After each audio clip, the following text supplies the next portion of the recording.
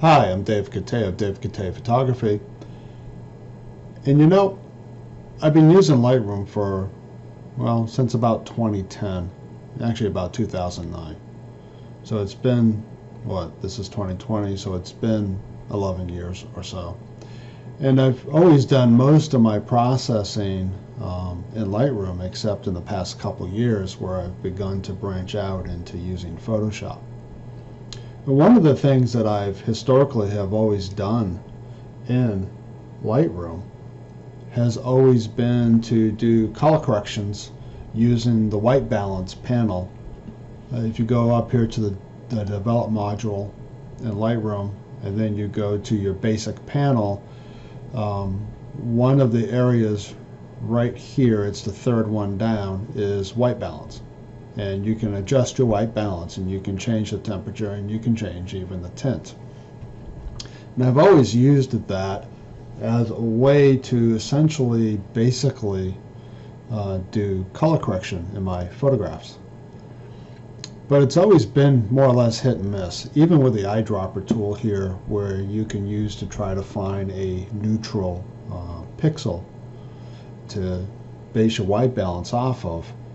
And even if you come down here and adjust for your blacks and your whites, it still is kind of a rough way of doing color correction, but it doesn't really always give you the results that you're looking for. And so what I wanted to show you today is how to do a quick and easy color correction in Photoshop. And sometimes the results aren't that dramatic, and sometimes they are. It just depends on the photograph that you are doing the color correction on. So come with me as I take this particular image, which I don't know how it's going to come out color corrected, but let me take you and just show you what the process looks like. And even if it's just a subtle change, it will still be worth the process. So come along as I move this image into Photoshop.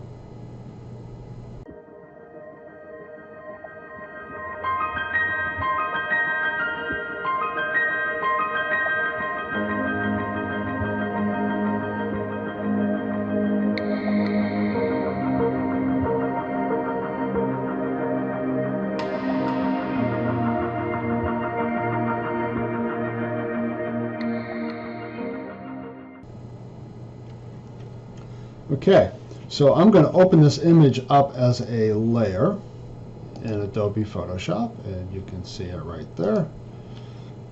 And now we'll just wait for the image to load up. Now, this is June of 2020, and I just updated both Photoshop and Lightroom, so I've been getting some kind of interesting behaviors.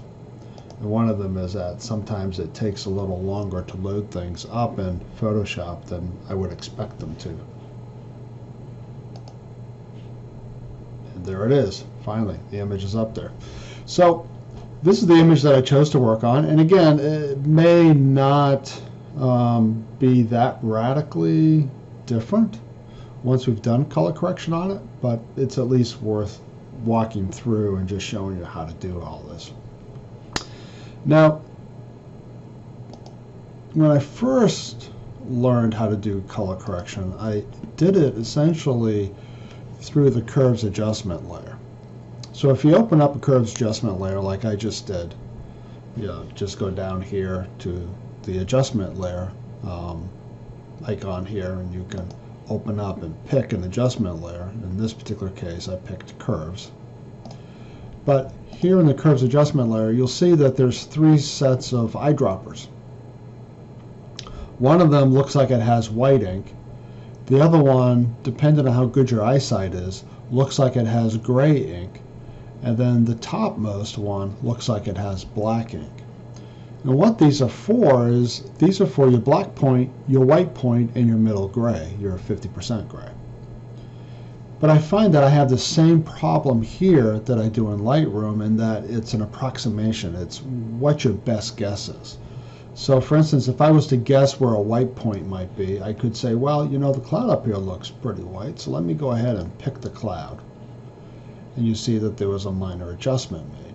And then I could say, okay, my black. I'm thinking that maybe right down here might be a good black. You can see another adjustment that's been made. So far we've you can see the difference here in this curve. And then if I go to my middle gray, let's say, okay, what do I think is a middle gray? I'll say maybe right over here is a middle gray. And there's the final adjustment. And again, it's just really a rough approximation because I have no idea if that really is 50% gray. I really have no idea if that's pure black or if that cloud up there is pure white. And so I find that this method here is, well, sometimes more frustrating than it is in Lightroom. So what we're going to do here is we're going to use an adjustment layer. And the adjustment layer is called threshold. And what threshold does is it shows you how many pixels, for instance in this case, all the way up to 128, what pixels are 1 through 128, and it shows them as being black. And as you go up, you see that more and more and more, and of course 255 is absolute white. So this is absolute white, and I was kind of right in that cloud top there's a little bit of white up there. But you can go all the way down here, and over here is where my absolute black is, not down over here in this part of the image like I first thought. So my black point was off. My white point was probably somewhat off. And even though we cannot use the threshold as it is without using another layer to find the middle gray, there is a way to find the middle gray, and I'll get to that in just a minute. So the first thing I want to do is I want to set my tool over here. I go over here to the eyedropper tool, and I'm going to go down and I'm going to select color sample. So right there's the color sample tool. And you can see that the cursor has changed to an eyedropper and a little target sign. So what I want to do is I want to set my white point. So I'm going to take this all the way over to 255. 255, that's my white point. So apparently this is going to be much easier for me to figure out as my white point than trying to get into here to figure out white point. So here we go. I use the tip of the eyedropper, and that sets my white point. And as you can see right here, dropper number 1, my white point is 255, 255, 255. So that truly is pure white. So that works out well. So now, if I want to find my black point, I go all the way to the other side.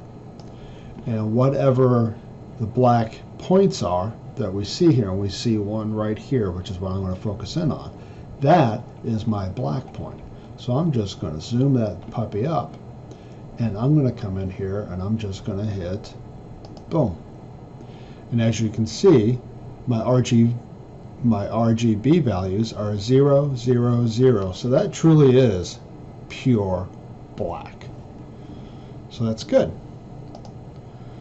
So now you're probably wondering, well, how do you get the gray point? Because I've got my white point and I've got my black point. Now I have to find the middle gray. Well, it's pretty straightforward, actually. I'm going to turn this off or just hide it for right now.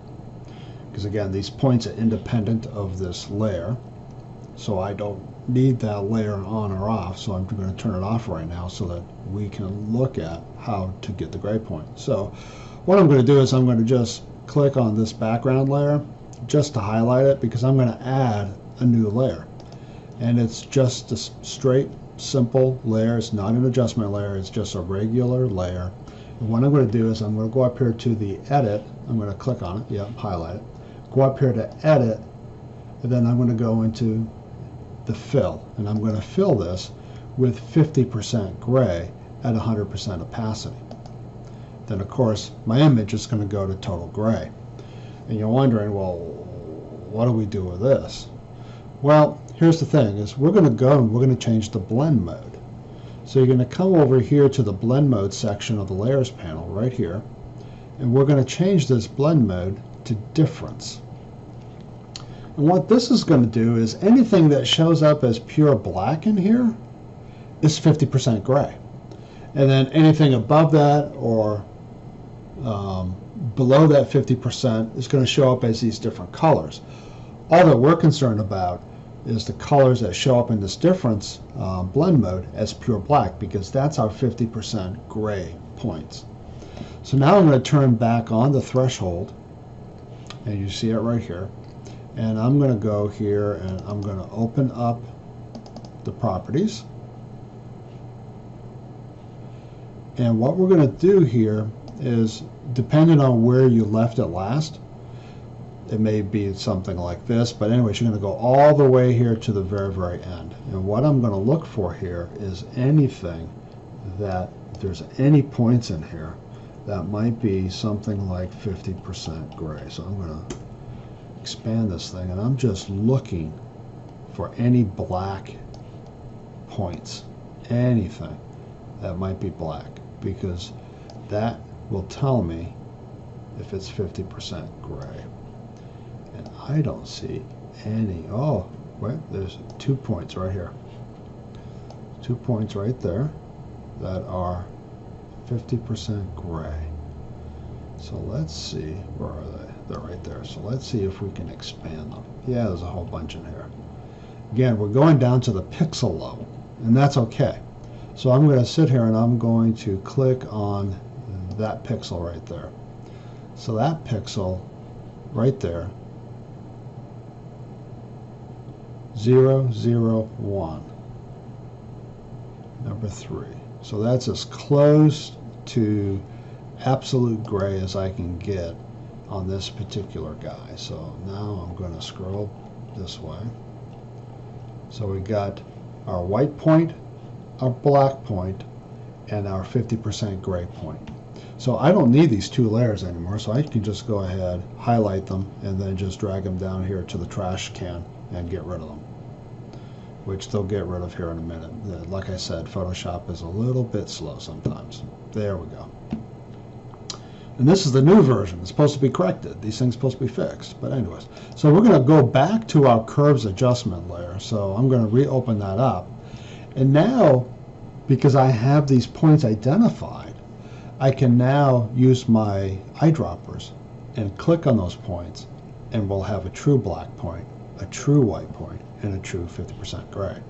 So my white point is number 1, so I'm going to take my eyedropper there, and I'm going to come over here, and I'm going to click. Boom. That's my white point. Then I'm going to take my black point, and I'm coming down here to number 2, and that's my black point. And boom. That's my black point. You see there's been a slight adjustment. And then I'm going to go over here to the middle eyedropper, which is my gray, and that's number 3. So I'm going to come in here to number 3, and boom. That's number 3. Yeah, there we go. So that's my black point, my 50% gray, and there's my white point. And you can see there's been a slight adjustment here to the curve, and you can tell the difference here. If I unclick and then re-click, you can see that it's gotten a little bit redder, which is probably right because this was early dawn, and so there was a lot of light coming in, a lot of reflected light. And you can see some of the reflected light up here in the clouds, and there's clouds up above me. So we're getting a lot of reflected light, and the sun hasn't come up over the horizon yet, but there is enough light that you're getting some highlights starting to develop, and you can see it here in parts of the photograph. But this is the color corrected version. This is the version that this is the way the colors were recorded in the camera based on my black point, my white point, and my 50% gray. Now the only other thing that I have left to do is come back down here to my image, and then I can come in, because I no longer need these points, and just delete them. And again, like everything else, it's when it comes to color and stuff like this, a lot of this is going to be based on your artistic vision, what you want your photograph to look like. And if you find that that's a little too heavy-handed, if it's too red, if it's not quite what you expect, you can always come up here to this curves adjustment layer, and you can change its opacity. And by changing its opacity, you change how much of an effect it has on the color. So if I change this down to like 35%, there we go. So it's a slight little color change, not too bad, a little more red. Maybe I'll change it to 40. I'll bump it up to about 40%. There we go. So now there it is. And it's got a little more depth of color. It's got a little more tones of blues up here are just a little bit different. You get the reds are a little more red. Of course, the picture is already pretty red to begin with. This is Dead Horse Point in Utah, right at the entrance, essentially right at the entrance to Canyonlands National Park. The Island in the Skies district, which is this section right over here. This right here is Canyonlands National Park, and this is Island in the Sky district. And this is the, I believe that this is the Colorado River.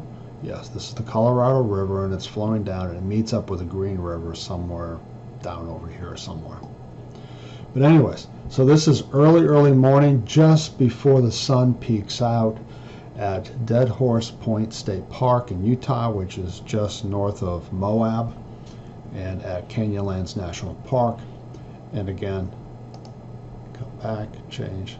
You can see it's very subtle. It's very slight.